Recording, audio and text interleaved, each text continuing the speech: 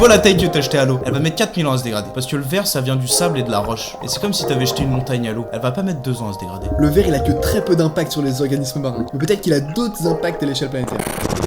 Et il faut savoir qu'après l'eau, le sable est l'une des ressources naturelles les plus utilisées de par le monde. Et c'est vrai, car on utilise 15 milliards de tonnes de sable chaque année dans le monde. Il est présent partout, dans le verre, dans les matériaux informatiques, les cosmétiques, et surtout dans les matériaux de construction, comme le béton. Et on sait que pour faire une maison, il faut 200 tonnes de sable. Et pour une route, 30 000 tonnes, man. Mais au final, la quête du sable ne s'arrête pas là. Car pour répondre à l'accroissement de la population et au fait que l'homme a toujours besoin de construire, il cherche à en puiser dans certaines réserves naturelles, comme le Sahara. Ouais, sauf qu'il y a un problème avec le sable du Sahara. C'est qu'il est trop rond et trop fin pour faire du béton, du coup il faut aller le choper autre part. On a essayé de le choper dans les carrières, et après on s'est rabattu sur celui des rivières, mais on a vu que ça a causé des crues et des risques pour la population qui vivait à proximité. Et du coup on s'est dit bah vas-y, on va aller puiser un peu plus loin encore. Donc on va aller choper du sable dans l'océan, un grain beaucoup plus gros, donc beaucoup plus optimum à son utilisation industrielle. Pour aller choper le sable au fond des océans, on fait venir des navires spécialisés capables d'extraire une quantité colossale de sable. Ouais gros, jusqu'à 2000 m3 de sable par rotation. Et ces navires, ils vont racler les fonds marins, ils vont entraîner de graves conséquences sur l'environnement et menacer les écosystèmes. Ouais, t'as le plancher sableux, il va prendre très cher au fond des mers et des océans. Il représente un véritable écosystème pour de nombreux organismes et il participe activement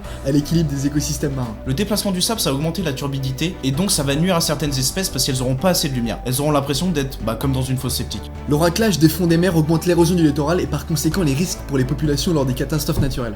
De plus, les côtes, elles sont depuis toujours victimes d'événements météorologiques ultra forts. On a pu constater l'érosion des plages sur la Gold Coast quand on était en Australie. Cette région elle subit des tempêtes de plus en plus puissantes depuis 1970. Le problème, c'est que l'expansion du XXe siècle, elle a pas été vraiment maîtrisée et elle a pas été réfléchie en harmonie avec la nature. Ouais, carrément, comme les carcasses de caisse qu'ils ont Ouais, foutues, parce que l'homme il s'est hâté, parce qu'ils étaient simplement pressés et ils voulaient simplement se protéger. Et au final, on se pose la question que ce modèle il doit être transposable quelque part. Par exemple, on a vu qu'à Bordeaux, il y avait certaines maisons qui s'écroulaient déjà. Avant on s'en foutait et on a décidé d'en apprendre un peu plus sur le littoral et l'évolution du trait de côte. Par exemple, il est possible de mesurer le déplacement du sable sur les plages à l'aide du LECA ou de la méthode Emery, qui est plus accessible et qui permet de mettre en évidence les zones d'érosion. Et c'est ces deux méthodes qu'on a eu l'occasion de tester en Australie. D'ailleurs, si tu veux en savoir un peu plus sur la méthode Henry, n'hésite pas à consulter la vidéo en lien en description. Bref, en gros, il est vraiment important d'utiliser de manière intelligente le sable afin de limiter les impacts liés à son exploitation. Ouais, puis en plus, il y a des alternatives, comme par exemple utiliser des matériaux recyclés qui viennent du BTP. Et man, pourquoi est-ce que notre bouteille là, elle se retrouve au fond de l'eau? Bah écoute, je sais pas, parce que si le mec simplement il l'avait jeté dans la bonne poubelle, elle aurait pu être recyclée. Et on sait que la refonte du verre usagé coûte moins d'énergie que le verre neuf et émet beaucoup moins de CO2. C'est pour ça qu'il est important de jeter son verre dans les bonnes poubelles afin qu'il soit revalorisé derrière et donc réutilisé. Et qu'on arrête cette... qu'on arrête quoi.